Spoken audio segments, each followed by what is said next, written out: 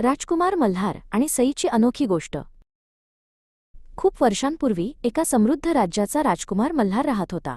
त्याच्याकडे सर्व काही होते, सोने, हिरे आणि मोठा राजवाडा। पण त्याचे मन या कशातच रमत नसे। त्याला निसर्गाच्या कुशीत वेळ घालवायला खूप आवडायचे। एके दिवशी मल्हार जंगलात शिकारीसाठी न जाता फक्त फेरफटका मारण्यासाठी गेला।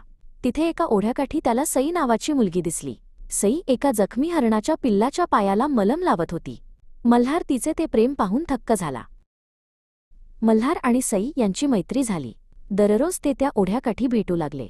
सईने मल्हारला झाडांची, फुलांची आणि पक्ष्यांच्या गाण्यांची गुपिते सांगितली। मल्हारला जाणीव झाली की खऱ्या सुखाचा शोध त्याला आता लागला आहे। एकदा मल्हारने सईला राजवाड्यातून आणलेला एक मौल्यवान हिरा द्यायचा प्रयत्न केला, पण सईने तो नाकारला।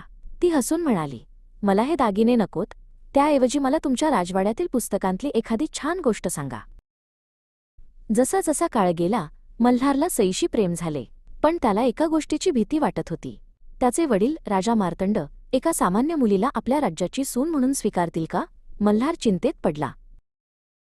राजा मार्तंड यांनी पाहिले की त्यांचा मुलगा पूर्वीसारखा राहिला नाही। तो सतत कशाच्या तरी विचारात असतो। राजाने ठरवले की मल्हार नक्की कुठे जातो हे आपण स्वतः जाऊन पाहायचे।